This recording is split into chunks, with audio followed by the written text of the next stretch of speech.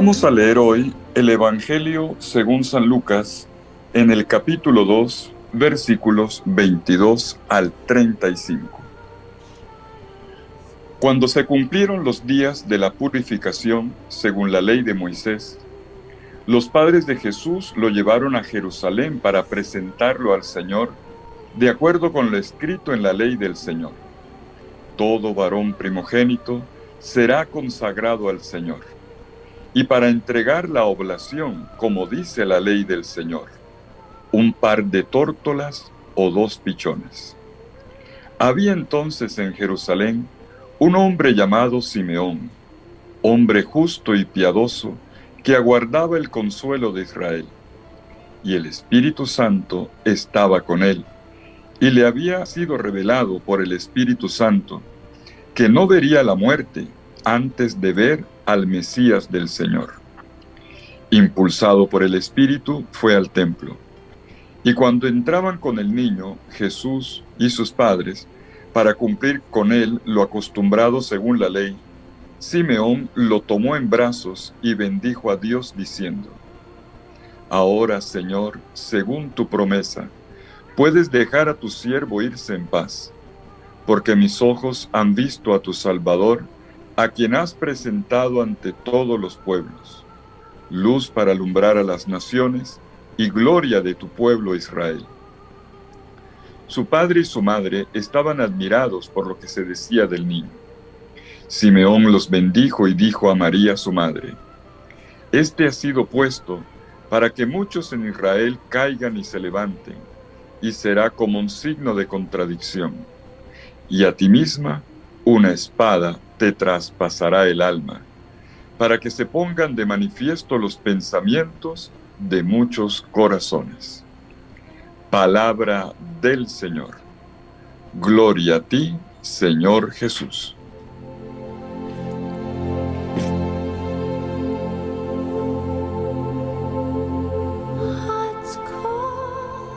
En obediencia a la ley del Señor, como lo manda el libro del Levítico, capítulo 12, versículo 3, Jesús es circuncidado al 8º día.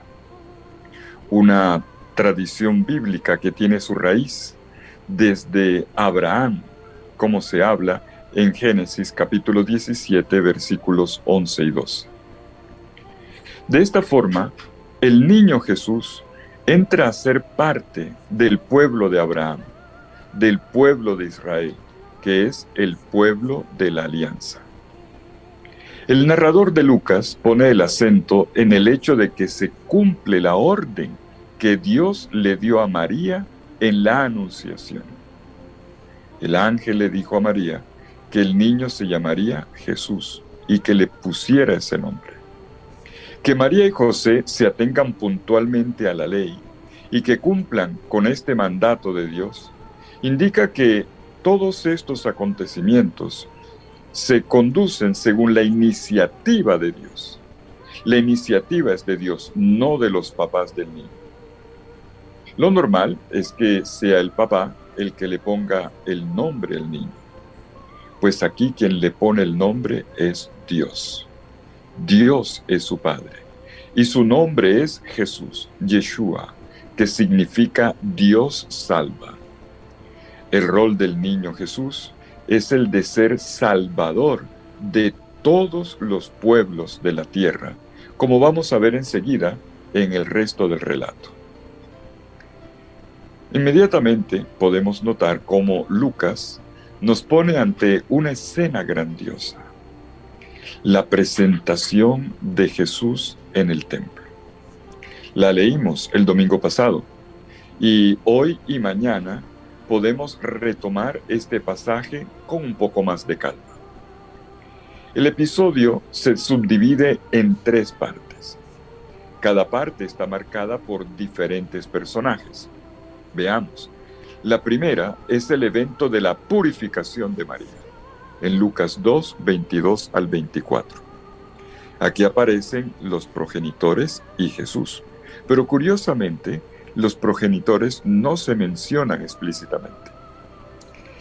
Luego sigue el anciano Simeón, quien entra en escena.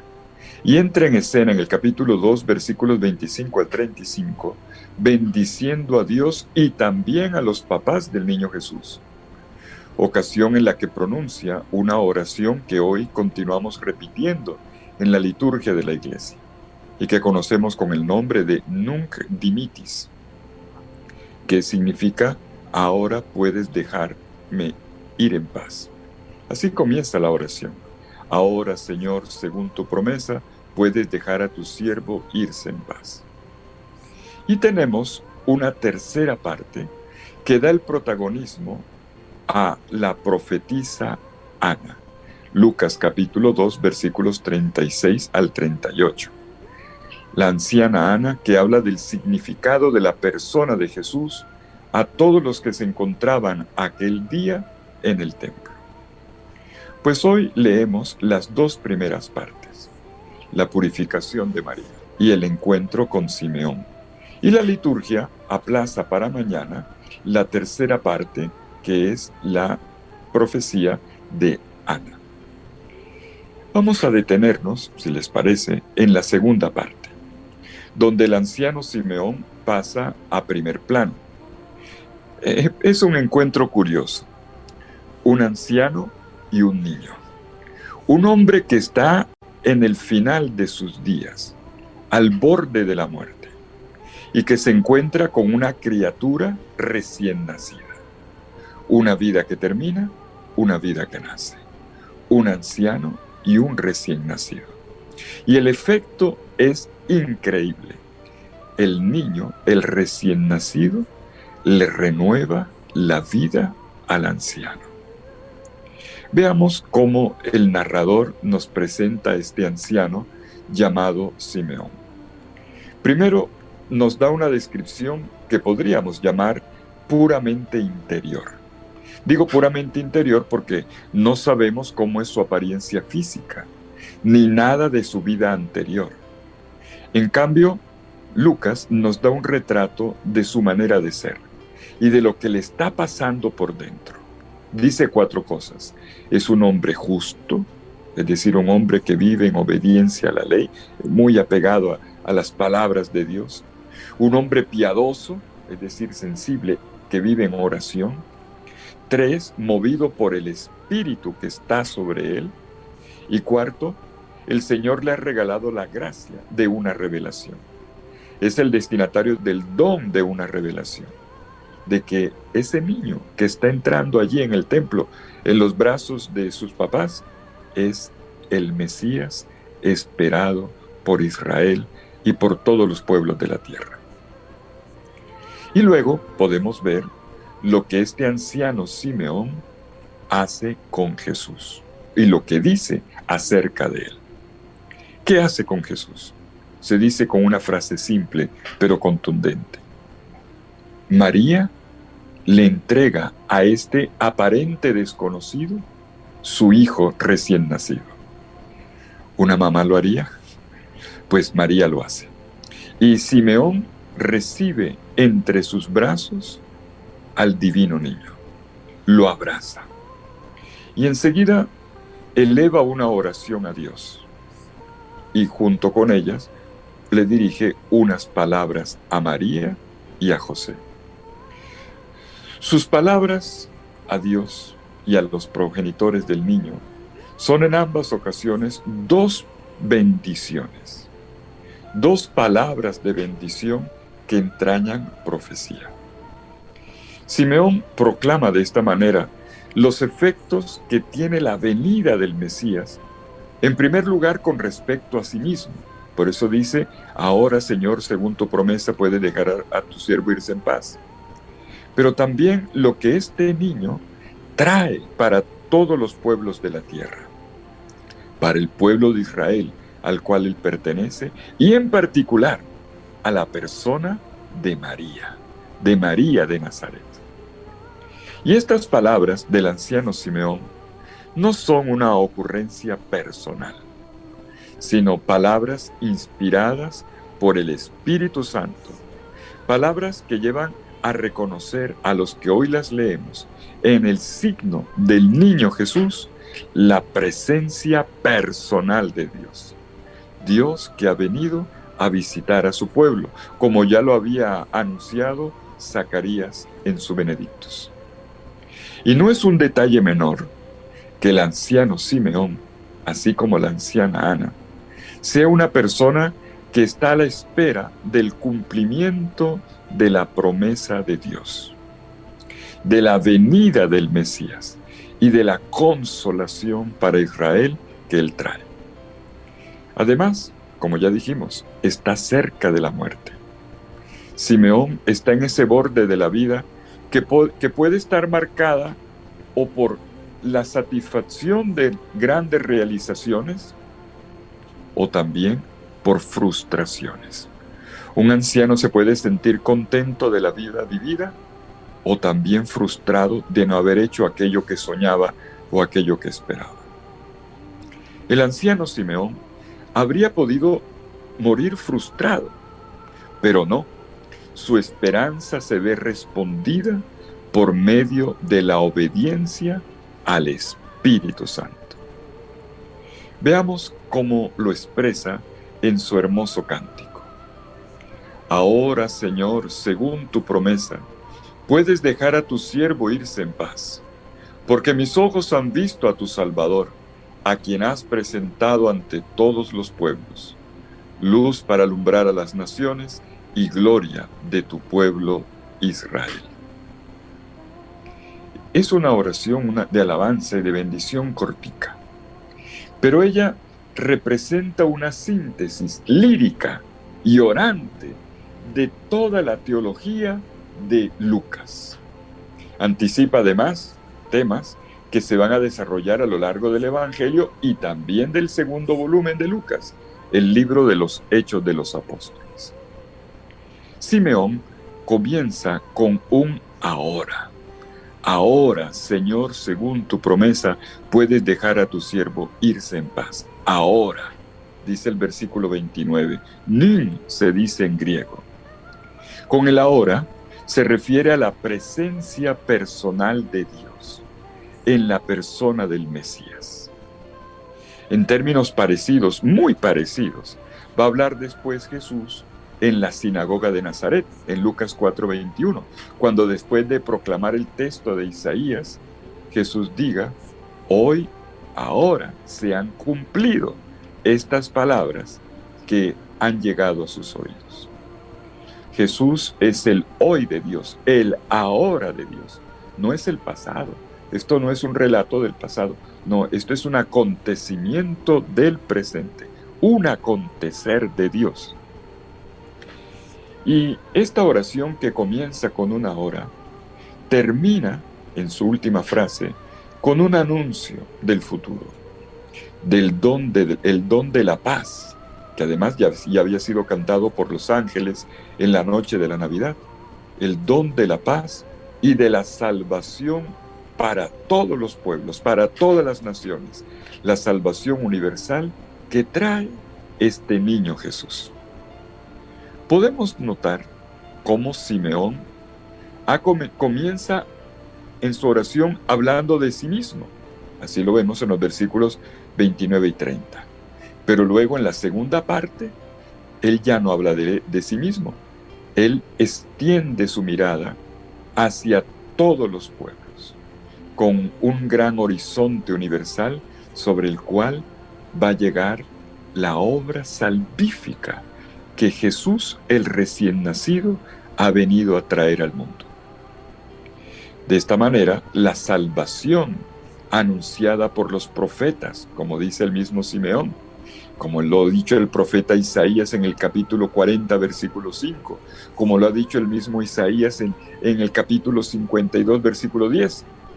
Esta salvación anunciada por los profetas llega a todos los pueblos de la tierra por medio del Mesías que ha nacido. Y esta salvación es una persona. El niño al que Simeón ahora tiene aferrado entre sus brazos. Y esta salvación, dice Simeón, se parece a una luz. Está representada como una luz. Así se había predicho del siervo de Yahvé en Isaías capítulo 42, versículo 6, o en el cántico, segundo cántico del siervo, en el capítulo 49, versículo 6. Una luz. Te he puesto como luz de las naciones, había dicho la profecía. Una luz que se ofrece como revelación para todos los pueblos de la tierra, para todo ser humano. Cuando esta luz le toca la piel y se le mete en el corazón, cambia. Algo cambia por dentro para bien. Esta es la salvación. Una salvación para todos los seres humanos, pero también al mismo tiempo es gloria de Israel. Gloria de Israel porque este es el pueblo elegido por Dios, que juega un papel en este plan de salvación que comienza con él, pero que está destinado a la humanidad entera. Solo un detalle. Las palabras finales de la obra lucana, que termina en el libro de los Hechos de los Apóstoles, capítulo 28, versículo 28, le van a hacer eco nada más y nada menos que a estas palabras de Simeón. La palabra de Dios llega, la palabra de Dios que lleva consigo la salvación de Jesucristo, llega a todos los pueblos, justo en el momento en que Pablo, según los Hechos de los Apóstoles, pisa la ciudad de Roma, el corazón del imperio. Y entonces el Evangelio podrá difundirse por el mundo entero, por todo el planeta, por la tierra entera y todo ser viviente que aguarda la salvación de Dios. Y para Simeón esto no es suficiente. Luego de las palabras de bendición elevadas a Dios, dirige unas palabras a María. Y a María le dice, esta ha sido puesta, después de bendecir a los dos, a José y a María, se dirige expresamente a María para decirle, este ha sido puesto para que muchos en Israel caigan y se levanten, y será como un signo de contradicción. Y a ti misma una espada te atravesará el alma, para que se pongan de manifiesto los pensamientos de muchos corazones. A María le habla de una espada.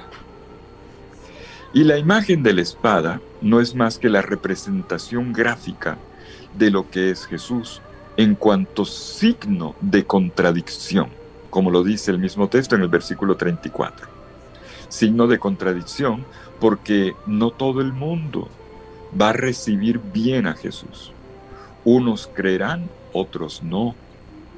Unos seguirán sus caminos, otros incluso lo van a rechazar. Se trata entonces de la oposición. La espada representa ese lado negativo, la oposición y el rechazo que Jesús va a encontrar a lo largo de su misión y que lo llevará a la cruz. Y también el rechazo, la oposición que la Iglesia va a encontrar a lo largo de los siglos cada vez que anuncie el Evangelio de Jesucristo, cosa que sigue ocurriendo todavía hoy. Hay quien cree y hay quien rechaza la predicación o el anuncio del Evangelio de Jesucristo. Esa es la espada. Y María va a sentir ese dolor de la espada, porque María no está exenta de la cruz, que no es otra cosa que la expresión más patente y cruel de la dificultad del pueblo para recibir la palabra de Dios. Pues bueno, este es el Evangelio de hoy que leemos en Lucas capítulo 2, versículos 22 al 35. Hoy vemos cómo María y José presentan al niño Jesús a su Padre Dios en el templo de Jerusalén. Dos padres jóvenes que demuestran que en Jesús y luego en toda existencia está en juego una fuerza mayor que nosotros, un gran bien que alimenta nuestro amor, una verdad inmensa que hace posible nuestra búsqueda, una vida plena que llena nuestra pequeña ánfora, nuestra vasija, una fuente que nunca falla, que es fiel, que está siempre disponible y que podemos sacarla de allí para nuestra salvación en cualquier momento. En el templo vemos hoy cómo el niño pasa de los brazos de María a los del anciano Simeón con un gesto lleno de confianza. Un gran símbolo, un gesto tierno y fuerte que nos invita también a nosotros a recibir a Jesús que viene de los brazos de María, a tomar a Jesús en nuestros brazos con confianza para recibir en Él la presencia misteriosa de Dios que se encarna, que vive, que se ofrece en el rostro, en los gestos, en la mirada de cada uno de nuestros seres queridos. Todos somos, como el anciano Simeón, profetas, pero profetas de ojos cansados, eso sí, iluminados por el deseo, por la búsqueda. Podemos ser pequeños profetas en nuestros hogares, capaces de repetir a todos los que conviven con nosotros palabras que conocen la gracia de Dios. Te tomo en mis brazos y te sostengo. Sostengo la presencia de Dios entre mis brazos. Te doy la bienvenida en mis brazos y abrazándote recibo la presencia de Dios, la presencia divina. Y esta profecía entra en cada uno de nuestros hogares. Cada vez que nosotros levantamos la voz para decir como Simeón, mis ojos han visto la salvación del Señor. Palabras como bendición para todos los que el Señor también pone en mi camino. Tú eres la salvación para mí, porque tú caminas junto a mí. Mis queridos hermanos, que el Señor los bendiga con su infinito amor, en el nombre del Padre, y del Hijo, y del Espíritu Santo. Amén. Que tengan un lindo día.